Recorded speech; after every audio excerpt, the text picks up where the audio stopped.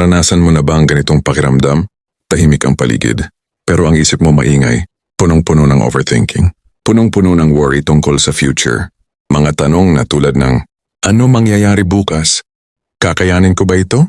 Paano kung magkamali ako? Kung nararamdaman mo ito, makinig ka sa napakagandang promise na ito mula sa Biblia. You will keep him in perfect peace whose mind is stayed on you because he trusts in you. Isaiah 26:3. Ang verse na ito ay mula sa Book of Isaiah, isang aklat na puno ng hope at mga pangako ng Diyos sa gitna ng kaguluhan. Ang phrase na perfect peace sa original Hebrew ay parang inuulit ang salitang peace 2 beses. Ibig sabihin, hindi lang ordinaryong kapayapaan. Ito ay malalim, buo at tunay na kapayapaan. Peace na hindi nakadepende sa sitwasyon. Peace na hindi nawawala kahit may problema. Why many people lose peace? Sa panahon ngayon, maraming tao ang nawawalan ng peace. Hindi dahil kulang ang pera. Hindi dahil kulang yung opportunity. Kundi dahil punong-puno ng distraction ang isip natin. Social media, news, comparison sa ibang tao, pressure sa buhay. Kapag ang isip mo laging tumitingin sa problema, natural na mawawala ang peace mo. Pero may sinabi ang verse, whose mind is stayed on you. Sa Tagalog, parang sinasabi nito, kapag ang isip mo ay nakatuon sa Diyos, hindi sa takot, hindi sa problema, hindi sa worst case scenario, kundi sa Diyos. May mahalagang principle dito tungkol sa mindset. Ang direksyon ng isip mo ay may direct effect sa nararamdaman ng puso mo. Kung ang focus mo ay problema, merong anxiety, takot, merong panic, comparison, merong insecurity.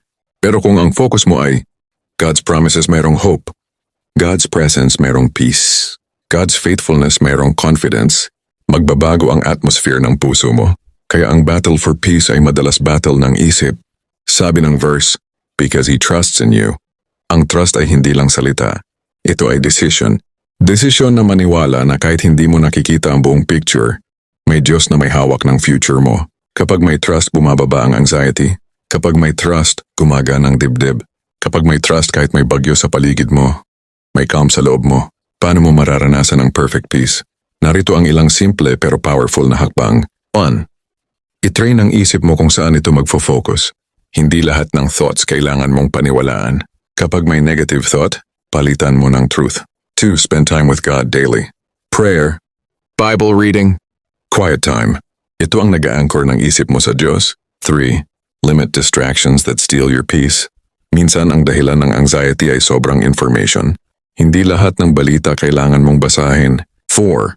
Remind yourself of God's faithfulness. Balikan mo ang mga panahon na tinulungan ka ng Diyos.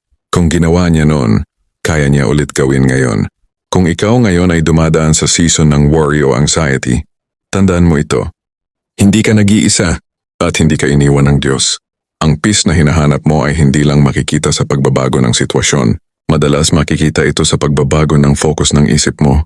Kapag ang isip mo ay nakafocus sa Diyos, may peace na darating. Peace na hindi kayang ibigay ng mundo. Peace na hindi kayang nakawin ng problema. Peace na galing mismo sa Diyos.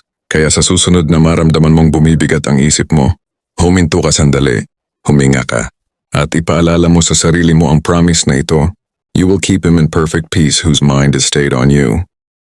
Kapag ang isip mo ay nakafocus sa Diyos, ang puso mo ay makakaranas ng kapayapaan, at ang kapayapaang iyon ay sapat para harapin ang kahit anong bukas.